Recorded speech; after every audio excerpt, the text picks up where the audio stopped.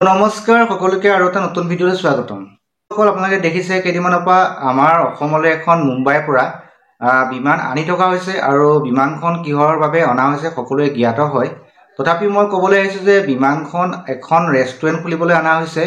মানে অসমত পোনপ্ৰথমবাৰৰ বাবে এখন বিমান ৰেষ্টুৰেণ্ট হ'বলৈ গৈ আছে আৰু এইটো প্ৰচেষ্টা কৰিছে আমাৰ অসমৰ এজন ব্যক্তিয়ে। তেওঁৰ নাম হ'ল হৰিপ্ৰসন্ন হাজৰিকা।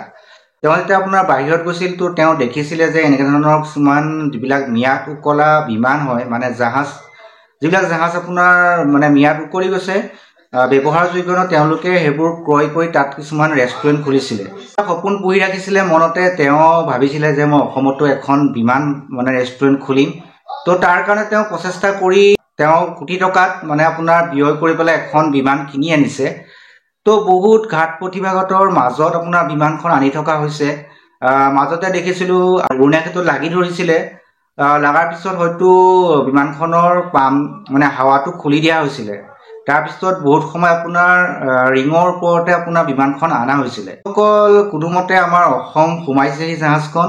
তো কালি আপোনাৰ আমি গুৱাহাটীত দেখিছিলোঁ আকৌ এবাৰ লাগি ধৰিছিল, তথাপিতো বহুত মানে চেষ্টাৰ ফলত তেওঁলোকে এইটো পাৰ কৰিলে, উৰণীয়া সেতুখন পাৰ কৰি আনিছে। এতিয়া অসমলৈ আহি আছে। একদম মাজতে আৰু এটা ভিডিঅ' দেখিছিলোঁ, এজন ল'ৰাই আপোনাৰ ৰিলছ বনাই আছে আপোনাৰ বিমানখনৰ ওপৰত আনন্দত। তো আনন্দ হ'বলগীয়া কথাই, কাৰণ প্ৰথমবাৰৰ বাবে আমাৰ অসমত যিটো নোহোৱা ঘটনা ঘটিবলৈ গৈ আছে। মই জনাব বিচাৰোঁ যিখন আপোনাৰ বিমান ৰেষ্টুৰেণ্ট হয় আমাৰ বিশ্বত, গোটেই বিশ্বখনত মাত্ৰ 8খন ৰেষ্টুৰেণ্ট আছে। তাৰ ভিতৰতে 5খন ৰেষ্টুৰেণ্ট আমাৰ ভাৰতত আছে।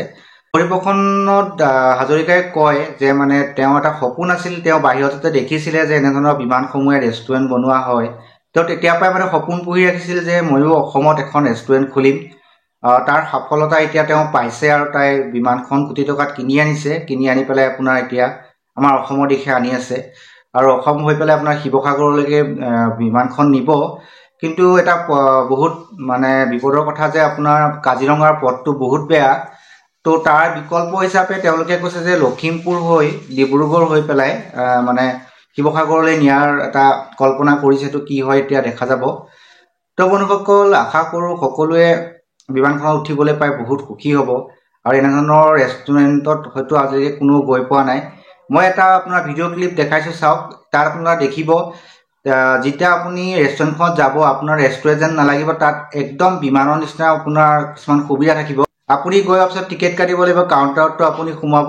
তাৰপৰা যেনেকৈ ক্ৰু মেম্বাৰ থাকে, মানে আপোনাৰ বিমানখনৰ ভিতৰত ক্ৰু মেম্বাৰ থাকে, তেওঁলোকে যেনেকৈ আপোনালোকক আদৰি নিয়ে, ঠিক তেনেধৰণে আপোনাৰ ইয়াত আদৰি নিব।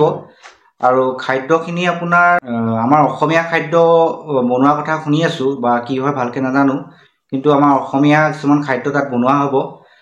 লগতে আপোনালোকে মানে যিটো আপোনাৰ ফিলিং আহিব, একদম ৰেষ্টুৰেণ্ট যেন নালাগিব, একদম বিমানত উঠা নিচিনা লাগিব।